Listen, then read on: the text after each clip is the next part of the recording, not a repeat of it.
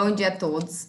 Meu nome é Bianca, sou cardiologista pediátrica, faço parte do setor de cardiografia pediátrica e fetal. Vamos dar continuidade hoje, então, ao tema de defeito do septo no Clube do Eco. Então, os objetivos dessa aula é a gente conseguir classificar o defeito do septo ao final, né? Principalmente os residentes aí que estão aprendendo essa parte de classificação. A gente conseguir diagnosticar as formas desbalanceadas, acho que é o principal ponto, no sentido que isso influencia muito no desfecho cirúrgico, e então a tomada de decisão nesse sentido é bem importante. Diagnosticar os efeitos associados, porque a gente sabe que o defeito do septo, ele, na maioria das vezes, ele vem isolado, mas pode ter algumas doenças associadas, né, como o tetralogia de Fallot, transposição de grandes artérias, e também outros defeitos menores, como CIA, ósseo secundo, canal arterial. E também em relação às avaliações, né? Aqui eu coloquei pós-operatória, mas eu dividi a aula em pré e pós-operatória. Então, no pré-operatório, todas as características que a gente precisa avaliar para poder chegar ao diagnóstico final, né? A classificação desse defeito.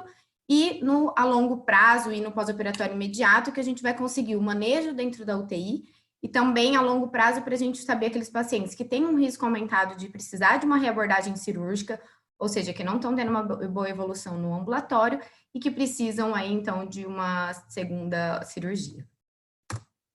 Então, em relação à introdução, né, eu coloquei uma breve introdução a respeito da parte teórica, só para a gente lembrar que a definição, então, são anomalias do septo atrioventricular, elas constituem um espectro de lesões, né, que se caracterizam por uma septação atrioventricular anormal e por várias anomalias dessas válvulas atrioventriculares, que a gente sabe que elas são bem displásicas, né, em tecidos, cordoalhas, então, nunca um paciente é igual ao outro, né, as válvulas são bem diferentes. E essas anomalias, elas são todas atribuídas a uma falha de fusão dos coxins endocárdios que acontece lá no período embrionário, que geram todos esses achados, que são características anatômicas e ecocardiográficas que todos os tipos vão ter independente da classificação. Então, as válvulas atrioventriculares, elas vão estar inseridas no mesmo plano, por conta dessa ausência do coxim. Então, a gente tem uma ausência desse septo atrioventricular, então, consequentemente, eu tenho uma válvula aórtica mais deslocada para frente, né? Ela está desencaixada, ela não está ali entre a tricúspide e a mitral, onde ela tem que estar posicionada normalmente. Ela é empurrada mais anterior. A via de saída do ventrículo esquerdo, ela é alongada, também decorrente de toda essa alteração do coxim endocárdico. Consequentemente, a gente também tem essa rotação anti-horária dos músculos papilares, porque eles são mais anteriorizados, e isso pode, inclusive, gerar obstrução da via de saída do ventrículo esquerdo, né, esses papilares mais anterior, e a fenda do componente da válvula veia esquerda, né, o cleft da válvula veia esquerda, que é uma dica, na verdade, que ela está orientada em direção ao septo ventricular, porque a gente pode ter o cleft da válvula esquerda, né, no caso da válvula mitral, sem as alterações da anomalia do septo. E aí, essa orientação, ela é em relação à via de saída do ventrículo esquerdo. Só exemplificando aqui o que a gente acabou de falar, né? A válvula aórtica, ela não tá no coração normal, ela tá posicionada entre a tricúspide e a mitral, né? Nessa posição. E quando a gente tem o defeito do septo, o canal atrioventricular, essa aorta, ela é anteriorizada e sai não fica encaixada, né? Aqui é só uma imagem, então, uma peça anatômica mostrando exatamente esse exemplo, também mostrando aí as válvulas com a aorta encaixada, e no plano do defeito do septo, no mesmo plano das válvulas, a gente vê um canal atrioventricular único com a aorta mais anteriorizada. Em relação à via de saída alongada, uma característica, né, que a gente consegue visualizar no eco. Então, o que a gente observa? Num coração normal, a via de entrada e a via de saída, elas são simétricas, né? Então, do plano mitral ao ápice do coração e do ápice à via de saída, a gente tem a mesma distância. Como a gente tem uma aorta mais anteriorizada, né? Ou seja, ela está mais lá para frente, a gente tem uma porção de entrada menor do que a porção de saída. Então, a gente vê que tem um alongamento dessa via de saída, né? Que a gente fala que é o gooseneck, aí, o pescoço de ganso, né, que a gente vai ver mais para frente em uma imagem. E, por último, em relação aos músculos papilares e o cleft da válvula atrioventricular. É um vídeo? Então, eu vou mostrar para vocês. Aqui, exatamente, ela vai parar com o cleft aberto, olhando para o septo ventricular, né? E os folhetos, e os músculos papilares, ó, a gente consegue ver anterior e o posterior, numa posição um pouquinho anteriorizada, no sentido anti-horário. No coração normal, a gente veria numa posição do relógio de 4 a 8 horas, né? E no defeito do septo, a gente vê nessa posição de 3 e 7 horas. É um desvio discreto, mas que interfere aí, porque a gente sabe que pode causar obstruções da via de saída do ventrículo esquerdo. Agora, em relação à classificação, essa imagem é bem, acho que conhecida, acho que todo mundo já teve acesso, é uma imagem do Moser, é bem bacana porque além dela fazer a divisão anatômica, ela também engloba a parte da fisiologia. Então, a gente tem a divisão, né, que foi uma primeira classificação e depois aí surgiu a subdivisão aí do defeito do septo completo em outras formas. Então, a gente tem o defeito do septo completo, né, total, que a gente tem uma comunicação, um canal atrioventricular único, uma CIA ostium primo e uma CIV, por ausência do septo atrioventricular. E o intermediário, a gente tem a mesma coisa, porém a válvula é um pouquinho diferente, né? Ela não tem esse canal único com 5 folhetos, ela é dividida em 2 orifícios. Mas a fisiologia é a mesma, então vão se comportar como uma cardiopatia de hiperfluxos, insuficiência cardíaca, porque tem 2 componentes aí, uma CIA e uma CIV grande. Na transicional, a gente tem a comunicação interatrial ósteo primo, o orifício da válvula V único, né? A válvula V única, ela é no mesmo plano, mas ela tem 2 orifícios e uma CIVzinha bem pequenininha. Essa CIV, às vezes, ela é tão restritiva que a gente não consegue nem pegar no gradiente, enfim. Ou, às vezes, até um aneurisma aqui na porção do septo membranoso se forma por conta das cordoalhas aqui do folheto dessa válvula V direita, ocluindo esse orifício, né? Então, às vezes, nem sempre a gente consegue ver esse shunt realmente. E, às vezes, na cirurgia também acho que pode não nem encontrar esse orifício aberto, né? Então, costuma se comportar como uma CIA, e aí depende do tamanho dessa comunicação. E na parcial, a gente não tem nada no septo interventricular, a nossa válvula V única, ela é no mesmo plano, porém com 2 orifícios, e a gente tem só aí a CIA ostium primo. Em relação à classificação de Rastelli, então, quando a gente fala é um defeito do septo AV total, a gente ainda classifica pela classificação de Rastelli o tipo desse defeito do septo. Então, a gente tem o Rastelli tipo A, tipo B e o tipo C. O tipo A é o tipo mais comum, que tem mais associação com síndrome de Down. Essa classificação é em relação ao quê? Ao folheto ponte anterior, aonde esse folheto ponte está inserido, né? Então, o folheto ponte anterior inserido no topo do septo interventricular, a gente classifica ele como tipo A. Quando a gente tem esse folheto ponte superior inserido na face direita do septo interventricular, ou seja, cruzando o septo interventricular e se inserindo nessa face direita do septo interventricular, a gente está falando do tipo B, que é o mais raro da gente encontrar. E o tipo C é quando esse folheto ponte ele não faz relação, na verdade ele está ancorado por músculos papilares das paredes livres dos ventrículos. O tipo C é o que tem mais associação com outras anomalias, então, defeito do septo com tetralogia de Fallot, né, principalmente as obstruções da via de saída do ventrículo direito, transposições e outras mais. Além dessa classificação de Rastelli, a gente ainda pode dizer se esses ventrículos são balanceados ou desbalanceados. Essa imagem ilustra o fato de eles estarem balanceados, mas é mais para chamar atenção em relação ao mau alinhamento.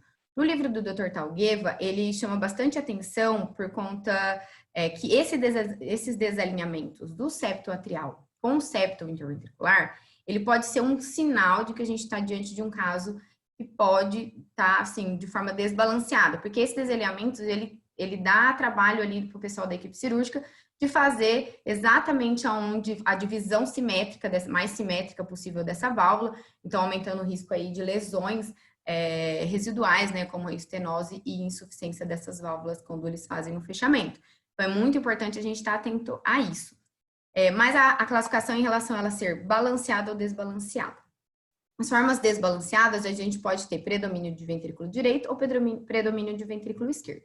O ventrículo direito, ele é mais comum, né? 66% dos defeitos desbalanceados. Quando acontece, ele geralmente tem associação com doenças do lado esquerdo, então com arquitação de aorta grave e anomalias do arco. E quando a gente tem predomínio do ventrículo esquerdo, a gente tem alterações do lado direito, como estenose ou atresia pulmonar. Então, agora, eu vou começar a mostrar as imagens para vocês.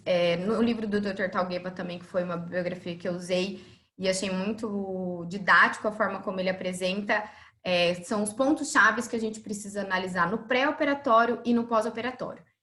Então, é muito extensa a avaliação no pré-operatório, então eu fui dividindo por partes, né? Então, a gente vai iniciar, eu vou mostrar umas imagens, depois a gente vai dando continuidade, aí eu vou mostrando para vocês o que a gente vai falar adiante. Então, nesse primeiro momento, a gente, como, né, todos os exames a gente começa pelos CITOS, para a gente definir, então, nesse primeiro momento, como pode ter associação com síndromes heterotáxicas, a gente faz a avaliação dos CITOS e aí a gente começa a avaliar o septo interatrial. Então, nesse momento, a gente vai determinar como é esse defeito, o tamanho, se tem defeitos adicionais, por exemplo, uma ceia secundo, ou um forame oval, enfim, ou outros achados.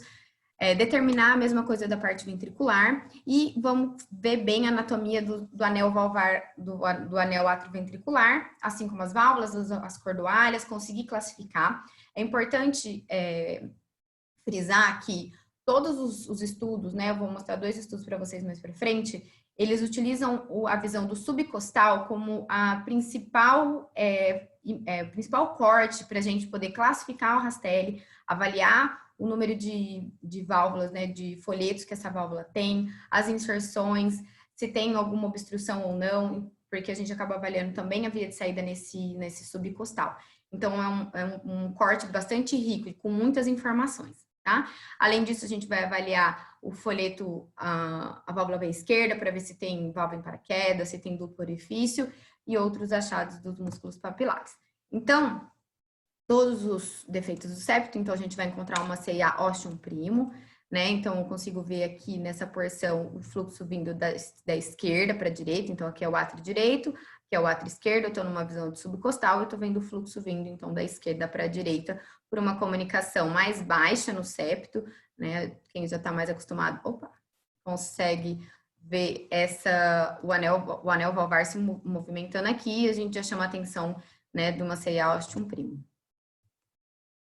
No subcostal, então, a gente começa a avaliar a válvula atrioventricular, então por aqui, esse tem mais vídeos para frente, mas a gente já consegue ver, né, o número de folhetos, onde ela está inserida, e aqui dá uma leve, já aparece aqui um pouquinho a via de saída, e a gente consegue ver um pouquinho de folheto aqui embaixo desse aparato da válvula aórtica. Aqui também, mesma coisa, né, a gente consegue ver a válvula atrioventricular se movimentando, vou ver se eu consigo deixar ela Então, ela aberta, a gente consegue ver o número de folhetos, né, que ela tem, onde está inserido, tá certo? Aqui para frente eu coloquei até o sinal da seta para ir ajudando. Então, a gente consegue ver onde ela está se inserindo, uma válvula V única, né? A gente não consegue ver aquela divisão, comunicação interventricular, a comunicação aqui com a via de saída. No 4 câmaras também é outro corte bem utilizado, principalmente para a gente ver a simetria dessas massas ventriculares, né? E a relação da válvula AV com cada um dos orifícios, a direção dos fluxos, né? Que também ajuda a orientar aí se está indo predominantemente para um lado ou para o outro. E as regurgitações da válvula atrioventricular, todos esses aspectos a gente consegue avaliar nesse corte. Então, aqui um defeito do septo AV total. Em amarelo, eu coloquei aqui só para exemplificar, né? Onde a gente faria a medida da CIA e da CIV. Lembrando que a CIA no corte subcostal é o melhor corte para a gente fazer essa medida, esse diâmetro da comunicação interatrial. Aqui a gente pode até ver, né? Que a gente acaba roubando aquele que a gente fala, tá superestimando o tamanho dessa CIA. Porque às vezes tem esses tecidinhos que ficam balançando e a gente... Nesse corte, como o feixe do ultrassom está paralelo à minha imagem, a gente perde resolução. Então, não é o melhor lugar aí para a gente avaliar, né? E a gente consegue ver a regurgitação da válvula, né? Os fluxozinhos em azul retornando, mostrando a regurgitação da válvula atrioventricular também neste corte. Um corte da via de saída, então, para externar o eixo longo, né? Átrio esquerdo, ventrículo esquerdo e a via de saída aórtica. Eu coloquei a seta para vocês observarem que tem inserções dessas cordoalhas cruzando a via de saída do ventrículo esquerdo, principalmente em defeitos parciais, a gente consegue ver essa característica, né, que tem bastante associação com a obstrução de via de saída do ventrículo esquerdo e também o tipo A de Rastelli pelas inserções no topo do septo, né, então é importante a gente, além de adquirir essa imagem, também adquirir o Doppler para avaliar os gradientes, né, de pico e médio dessa via de saída do ventrículo esquerdo. E aqui a gente também consegue ver, né, a CIV, um fluxo com shunt aí, uma CIV grande, então um shunt bidirecional pela essa CIV. E agora classificando, né, a gente vai passar pelo rastelli tipo A, tipo B, tipo C, e depois eu vou exemplificar um parcial intermediário para vocês, tá? Só para ir acostumando. Então, a gente vê aqui no topo da seta aonde está se inserindo, né, essa válvula V único, esse folheto ponte, bem no topo do septo interventricular, num corte subcostal. Essa mesma imagem, porque se trata, naquela primeira que eu mostrei para vocês, de um defeito do septo tipo A, tanto que quando a válvula está fechada, vou voltar aqui para vocês. Vamos ver se... Olha lá. Dá a impressão até que não tem, né? Não tem comunicação. É essa sensação que dá quando a gente está falando do tipo A. Parece que está fechado e que não tem comunicação, mas aí quando a gente põe o movimento e o color e passa para avaliar os gradientes entre os ventrículos, a gente acaba vendo que tem sim uma comunicação e define, lógico, pelo subcostal a inserção desse folheto ponte. Outro defeito, outro rastelli tipo A, também no 4 câmaras, mostrando para vocês agora um pouquinho, além dessa inserção no topo do septo, é que essa imagem não ficou tão bacana que foi do livro, também a regurgitação, né, dessa válvula, tá vendo? Todo esse fluxo voltando em azul é a regurgitação dessa válvula. É muito importante a gente avaliar nesse pré-operatório essa regurgitação, porque isso pode implicar no pós-operatório, né, no desfecho cirúrgico depois. Aqui a gente já mudou para o rastelli tipo B. Então, no tipo B, a gente vai ver o quê? A inserção, ela não está no topo. Esse caso é bem discreto, né? Ele está inserido no músculo papilar na face direita do septo interventricular. Então, a gente vê que ele está um pouquinho para dentro do lado direito, né? E não no topo exatamente. Mas é isso que a gente vê de diferente, né? Num corte subcostal, a gente vê ali a inserção um pouquinho mais desviada para dentro da face direita. Num 4 câmaras, a gente consegue ver aqui, eu coloquei a seta para vocês conseguirem acompanhar.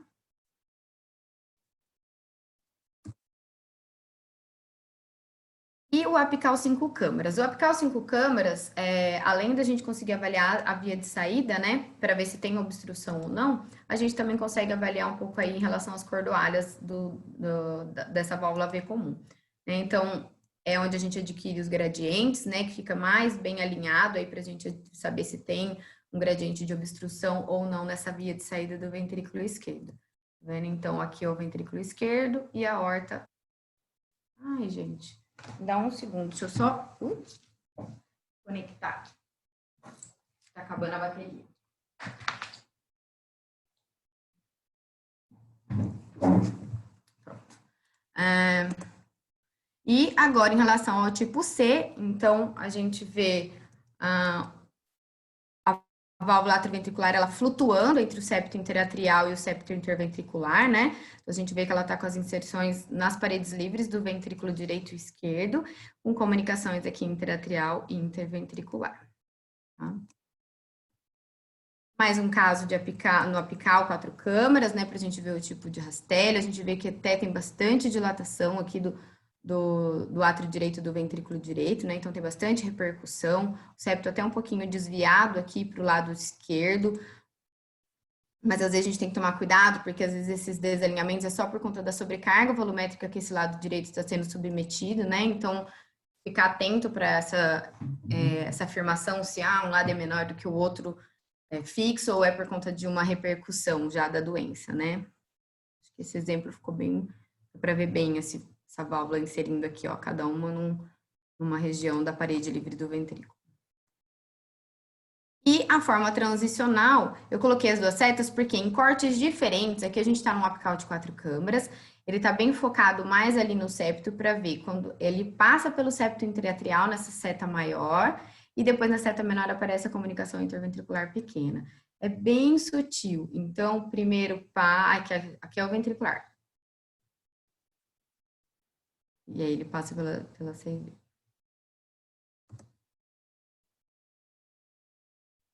E as regurgitações, né? A gente o tempo todo tá vendo a regurgitação. E a forma parcial, que a gente vai ver só uma ceia ostium primo, as válvulas no mesmo nível, com 2 orifícios. Né? Então, bem facinho de ver aí a comunicação ostium primo mais baixo, o fluxo da esquerda para a direita, e leves regurgitações, certo? A gente tem uma forma que eles classificam como uma forma atípica, né? Que a gente acaba englobando aí, mas que ela nem sempre vem acompanhada das alterações da anomalia do septo atrioventricular, que é o ACIV tipo canal AV. A ACIV tipo canal AV, ela pode ocorrer, sim, com a válvula atrioventricular no mesmo plano, né, com as características aí do defeito do septo, porém, não tem CIA ostium primo, então tem o septo interatrial tá íntegro, e a gente tem uma CIV grande de via de entrada. Geralmente ela está associada aí com um stradling dessa válvula, inclusive nesse caso parece sim que tem inserções dessa válvula direita aqui no topo do septo, né, cruzando aí um pouco esse septo interventricular. E uma comunicação bem grande, né? A gente já teve casos com comunicações até maiores, assim, que ocupava quase 2/3 desse septo interventricular aí na porção inicial. E a gente tem que ficar bem atento porque ele pode vir associado aí com hipoplasias do ventrículo direito, né? Principalmente quando a gente tem mais, essa CIV é bem maior e a gente tem esse ventrículo menor. Dando continuidade, então, agora a gente vai fazer uma avaliação sobre o balanceamento desses ventrículos, né? Então, a gente precisa ver o nível de balanceamento tanto ventricular quanto atrial. Então, o atrial a gente vai ver pelas relações aí do septo interatrial, esses desalinhamentos que eles apresentam. Lembrar que a visão do subcostal vai conseguir nos dar informações sobre a distribuição dessa válvula em relação a um ventrículo ao outro, né? E também aqui a gente vai conseguir avaliar a etiologia de uma possível obstrução da via de saída do ventrículo esquerdo. A obstrução da via de saída do ventrículo esquerdo, ela é muito mais comum no pós-operatório do que no pré-operatório, mas a gente pode encontrar sim, então a gente tem que ficar atento e pesquisar, e quando presente a gente tem que investigar qualquer etiologia, se é por uma membrana subvalvar aórtica, fibrosa, ou se é por cordoalhas que estão inseridas, se é por hipertrofia daquele septo interventricular. Então, é aí que a gente vai determinar a etiologia. Eu trouxe 2 estudos para vocês. Esse é bem bacana, foi da Sociedade de Cirurgia Cardíaca, vários hospitais, envolveu 25 centros, uma corte de 357 pacientes iniciais, mas eles só conseguiram 257 exames. Então, como que foi esse estudo? Eles pegaram crianças menores de 1 ano com diagnóstico de defeito do septo atrioventricular concordante, então com concordância atrioventricular e ventrículo arterial, num período de 5 anos, de 2012 a 2017. Nesse período, eles treinaram, né, as instituições, quem ia realizar esse eco através de webinars, e utilizaram os parâmetros, né, da Sociedade Europeia como padrão, então ficaram determinados quais as janelas que eles iam adquirir determinadas imagens e coletaram os dados, né, para saber se ia para univentricular ou se é para biventricular. Desse total de pacientes, só 257 exames foram aceitos por conta das imagens, né, que não ficaram boas, aquisições erradas, então acabou perdendo uma amostra aí de 100.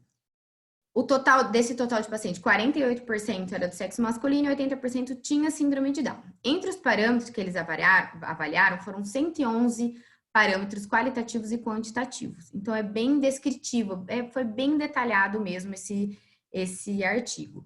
Só que eles focaram bastante nesses 3 índices, que é o índice da válvula V, que a gente faz a área da válvula V esquerda, vou passar aqui para vocês. A área total da válvula V esquerda, inicialmente, esse índice, ele era feito a razão da esquerda pela direita. Depois isso mudou, tá?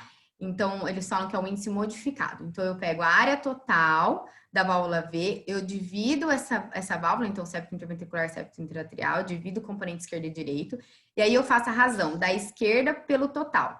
E aí eu vou ter esses valores, né? Isolado, nenhum desses parâmetros funciona para você dizer é balanceado ou é desbalanceado. Então, é sempre um conjunto de avaliações, né? Então, quando eu tô com esse índice entre 0,4 e 0,6, ele fala que é de uma forma equilibrada. Maior ou igual a 0,6, domínio de ventrículo esquerdo. Quando essa razão dá menor ou igual a 0,4, eu tô diante de um domínio de VD. Porém, existe um limbo aí que eles falam que é entre 0,2 e 0,4, que são os casos borderlines, que é o que geram mais dúvidas e geram mais dificuldade aí pra gente dizer se vai para uni ou se vai para bi. Os outros dois são o índice de influxo do ventrículo esquerdo e o ângulo de entrada do VD e do VE. O índice de influxo, até achei que foi meio novidade, que a gente, e tem sido citado em outros vários estudos a respeito desse influxo, ele faz a medida, então, do anel valvar total, divide, né, a mesma coisa, então a gente tem o anel valvar direito e esquerdo, e aí eu adquiro no Color, aqui tá em verdinho, não sei se vocês conseguem ver, aonde ele mede a porção mais estreita da entrada desse fluxo. E aí ele faz a relação desse número 2, desse vermelhinho, sobre essa entrada do ventrículo esquerdo, tá? Isso geram alguns números, mas eles não deram nenhum número exato, tá bom? E também a gente faz a avaliação dos diâmetros, tanto de comprimento quanto de largura dos ventrículos direito e esquerdo, e gerou dados também em relação à razão desses dois. O ângulo é isso aqui que ele faz, tá? Então ele pega isso e isso. Alguns aparelhos têm no software, né, tem como gerar esse número em ângulo, né? O nosso não tem, né? Então, alguém riscou aqui. Então, tem isso, é a outra forma da gente avaliar. E aí, eles geraram essa tabela que eu trouxe, achei bem bacana, acabei até discutindo com o Dr. Macir, para poder tentar explicar melhor para vocês. Aqui são todas algumas variáveis que eles utilizaram, né? Então, todos os parâmetros ecocardiográficos que eles utilizaram. E aí, eles avaliaram em relação à correlação de Pearson, né? Então, quanto maior que 0,7, tinha uma alta correlação. Então, quando eu avaliasse, por exemplo, o índice menor e o índice da válvula atrioventricular, eu tinha uma forte associação. Minha correlação de Pearson era de 0,62. Então, ele é bom, ele tem uma forte correlação quando eu tenho esses dois índices associados, né? Então, se eu usar esses dois para me ajudar a dizer se é balanceado ou desbalanceado, ele tem um poder significativo. Agora, quando eu tenho baixa, quando ele é baixo, não é muito significativo, ele tá os azulzinhos mais claros. E aí a gente pode pegar, por exemplo, quando a gente tem o ângulo de influxo do ventrículo direito e ventrículo esquerdo com o índice da válvula AV, com o índice da válvula V. Quando eu pego esses dois parâmetros juntos, eles têm uma baixa correlação, que gerou, inclusive, uma correlação de Pearson zero, insignificativa, nem consideraram isso como significativo, certo? Então, na conclusão desse estudo foi, apesar de ter todas essas variáveis, ainda assim, nenhuma a gente consegue nem utilizar isolada, e quando utilizadas em conjunto, a gente tem que tomar muito cuidado, e ainda precisa de mais estudos para dizer quais desses parâmetros seriam os ideais para a gente poder falar com mais firmeza uma correção uni ou biventricular. E esse outro estudo, também, inclusive, acho que a gente até discutiu ele num dos clubes dos artigos, no qual ele focou mais nos defeitos dos septos atrioventriculares desbalanceados. Foi uma amostra pequena, né? Foi multi-institucional, mas eles só conseguiram 52 ecocardiogramas pré-operatórios que utilizaram o diagnóstico de desbalanceados apenas pelo índice da válvula V, tá? Baseado apenas pelo índice da válvula V, e randomizaram outros 60, que foi aleatório, como defeito do septo balanceado, tá? E fizeram uma revisão. Dos parâmetros ecocardiográficos que eles utilizaram, foram praticamente bem semelhantes ao outro estudo que eu acabei de mostrar para vocês, e eles chegaram à mesma conclusão, que ainda faltam, né, mais dados para a gente confirmar que vão nos ajudar aí a dizer se é balanceado ou desbalanceado para um outro ventrículo. Isso, gente, mais para aqueles casos borderlines, tá? Quando a gente tem aqueles casos bem característicos, que um ventrículo é extremamente plástico, o outro não, aí fica tranquilo, né? Esses dados e esses parâmetros são mais úteis quando a gente tem os casos borderline. E ele utilizou, e ele falou bastante sobre a questão dos ângulos. A gente já tem falado bastante também sobre isso aí no hospital, né, nos nossos pacientes, que quanto menor esse ângulo, maior o desbalanceamento, né? Ele não fala num número fixo, em nenhum desses dois estudos, né? Tantos graus é mais para isso ou mais para aquilo. Ele só faz essa correlação de quanto mais aberto esse ângulo, mais balanceado esse defeito do septo, tá? Então, só para a gente lembrar, né, de fazer mais medidas quando a gente está diante de casos borderlines para ajudar a gente aí nessa decisão e orientação da equipe cirúrgica. Então, dando continuidade, a gente consegue ver, então, o desalinhamento dessa válvula do septo interatrial interventricular, né? Então, eu coloquei em setas para vocês verem que um está direcionado para reto, o outro está olhando para dentro do ato direito, dá para ver bem certinho nesse corte de 4 câmeras, no apical de 4 câmeras, e inclusive a gente vê um átrio esquerdo bem pequenininho. Mesma coisa, a gente vê o desbalanceamento desses, o mau alinhamento desses septos, certo? E o desbalanceamento desses ventrículos, ó, um ventrículo direito bem pequenininho, né? Uma dominância de ventrículo esquerdo aqui, bem característico. Inclusive, a gente consegue ver também a válvula V predominantemente abrindo para esse ventrículo esquerdo. Se a gente colocasse o color, fizesse uma comparação, a gente conseguiria ver melhor até a direção do fluxo muito mais para o ventrículo esquerdo do que para o ventrículo direito. Agora, um caso de dominância de VD, né? Então, apesar de não ter um desbalanceamento, um mau alinhamento significativo aqui dos septos, né? Um pouquinho, mas menos do que aquele, a gente consegue ver a câmara esquerda bem menorzinha e praticamente todo o VD aqui, né? E acho que tem uma cava esquerda aqui também. Como era do livro, ele não descrevia, mas parece que ela passa aqui também no vídeo. Mais um exemplo para a gente exemplificar, a gente consegue aqui, a gente fazendo uma varredura, né? A gente consegue ver o ventrículo esquerdo um pouquinho menor em relação ao ventrículo direito, e olha o desalinhamento desses septos, né? Então, o septo interventricular para cá, e depois abre aqui o septo interatrial, né? Então, a gente consegue ver essas duas características. Tá? No eixo longo, a gente sempre vai avaliar, então, a obstrução do ventrículo esquerdo e as suas possíveis etiologias. A gente consegue ver quando a gente coloca o collar que gera um mosaico de cores abaixo do nível do plano valvar aórtico, né? Então, quando a gente passa o collar e gera o gradiente, a gente consegue ver números, né, maiores, então sugerindo aí que tem obstrução nessa porção subvalvar. É mais comum no pós-operatório, gera 10% das reoperações, né? Acho que a causa mais comum de reop acaba sendo a lesão de insuficiência da válvula V esquerda. É mais comum que o defeito do septo, pelas inserções aí defeito septo parcial, desculpa, por conta das inserções na crista ventricular. E outros fatores que podem contribuir, que a gente já tinha comentado, né, são inserções acessórias, estenose subaórtica, fibrose, hipertrofia septal e tecido de um aneurisma do septo membranoso, que às vezes pode cruzar essa região, causando obstrução.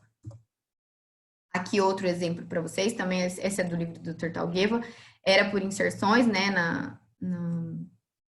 na legenda falava que são inserções das cordoalhas aqui cruzando a via de saída do ventrículo esquerdo, porém sem gerar gradiente significativo, né? Acho que isso tem mais implicações aí, acho que na hora da correção cirúrgica. E, por último, a gente tem que fazer a avaliação hemodinâmica. A avaliação hemodinâmica, a gente vai fazer em relação à direção dos fluxos, para saber se esse fluxo está esquerda-direita, se está direita-esquerda. É importante a gente estimar a pressão sistólica do ventrículo esquerdo, avaliar o grau de regurgitação através do collar, e além de medir as funções, lógicos, biventriculares, como a gente faz em todos os exames, sistólico e diastólico, e definir também as lesões associadas, tá? Então, eu trouxe algumas imagens só para a gente ver, então, a direção do fluxo, né, esquerda-direita, que a gente tem que lembrar que, como essa doença incide muito em pacientes com síndrome de Down, lembrar que o risco de evoluir com hipertensão pulmonar no primeiro ano de vida é maior, então a gente tem que ficar atento a esses achados, tá? Esse é um eco transesofágico, foi só para também ilustrar o fluxo, né,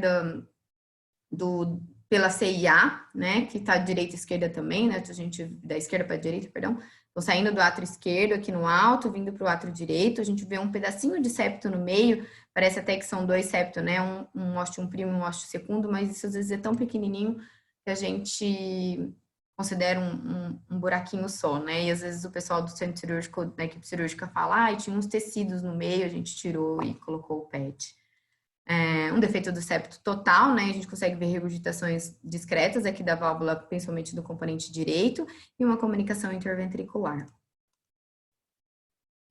Em relação às insuficiências, né? Então, muito importante, porque quando a gente tem insuficiência dessa válvula AV, já é importante no pré-operatório, os estudos mostram que tenham mais riscos, né, depois no pós-operatório dessas válvulas continuarem a ter regurgitações mais graves, porque geralmente elas costumam ser displásicas, mal formadas, com encurtamento de alguns folhetos, dificultando aí a técnica cirúrgica na hora de fazer a divisão dessa válvula, gerando com lesões residuais, né? Então a gente consegue ver no fluxo, esses fluxozinhos voltando em azul, ó, o da direita tá mais significativo do que o da esquerda, né?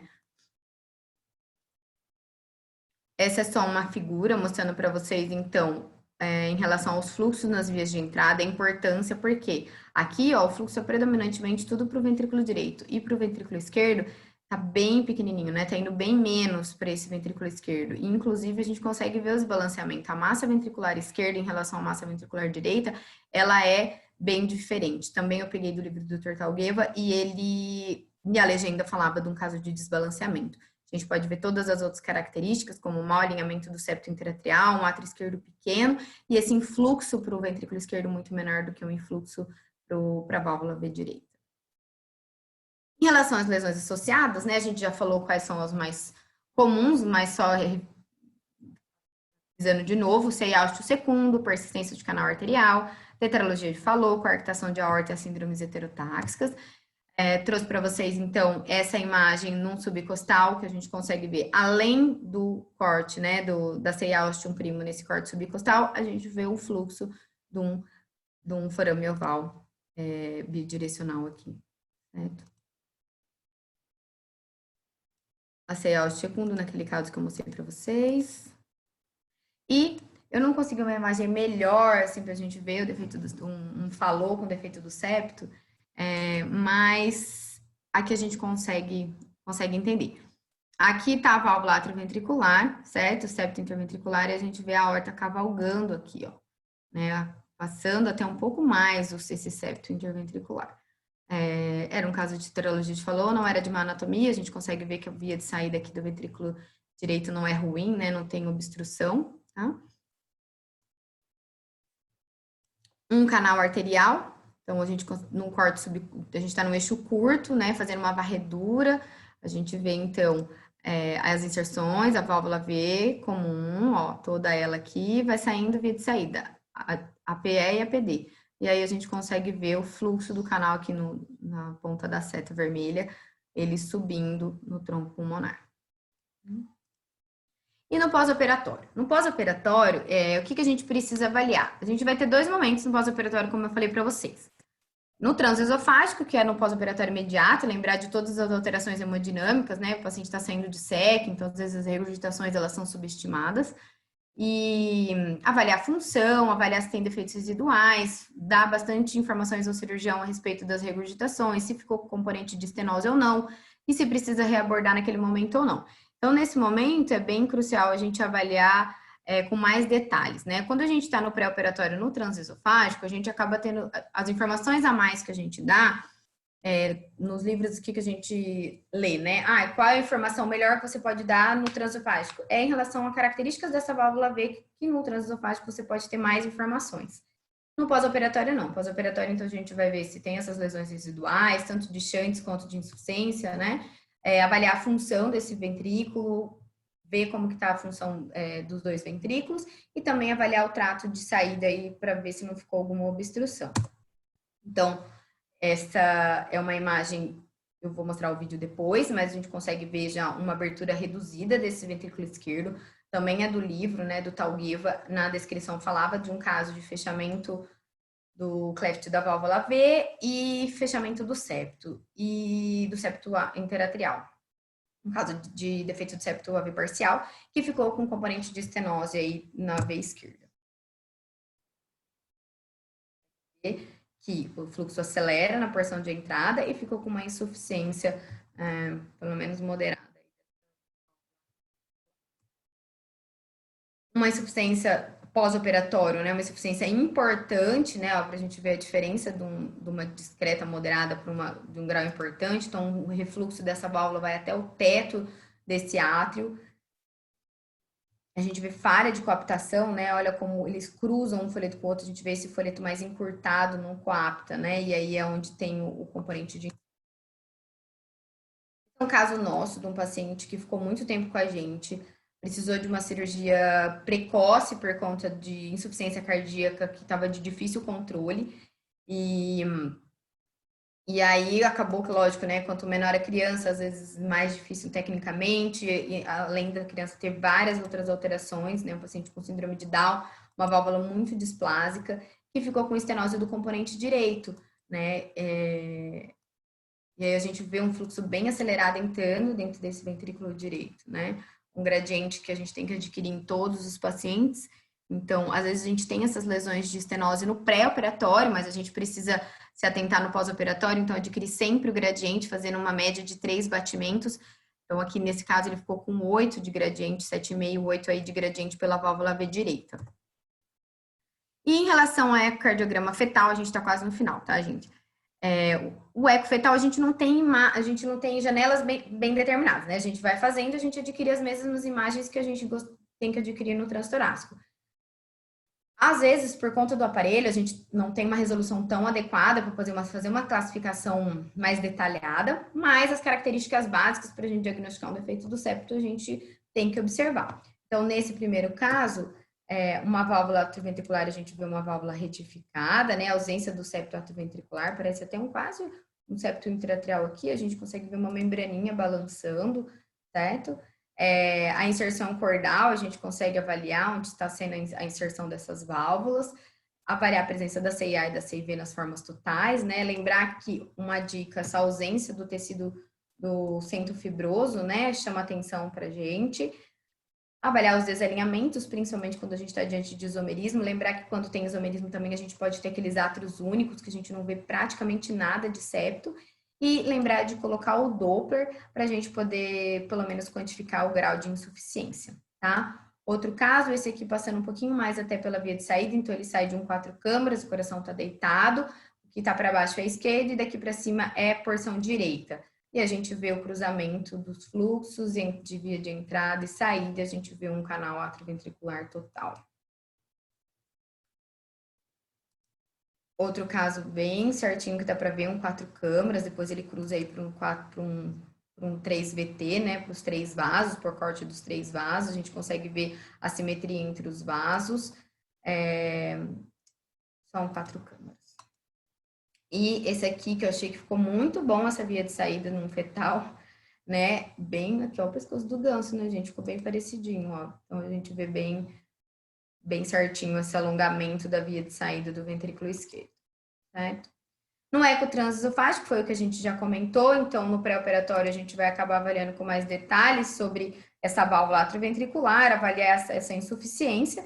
Então, aqui um caso de parcial, né? A gente vê a comunicação interatrial óstium primo e um pouquinho de refluxo da válvula V direita, né? Essa válvula V única no mesmo plano, com 2 orifícios. O mesmo caso só no bidimensional. E esse é um resultado cirúrgico, né? Também eu peguei aqui do livro do Dr. Talgueva, que tem bastante vídeo. Além de shunt residual na porção do septo interventricular, a gente consegue ver aqui, não sei se vocês estão conseguindo acompanhar a ponta do meu mouse, insuficiência dessa válvula e componente direito, apesar de não estar com uma rotação muito boa, um pouquinho acelerado, né? Mas para mostrar lesões residuais, o que a gente vê no pós-operatório, né? Em relação ao ecocardiograma 3D, apesar de ainda não ser uma prática nossa, né, eu trouxe algumas imagens que para a gente só, né, começar aí se acostumar com a tecnologia. Então, uma imagem de 3D mostrando essa válvula, vou colocar ela mais paradinha aqui, acho que, lá.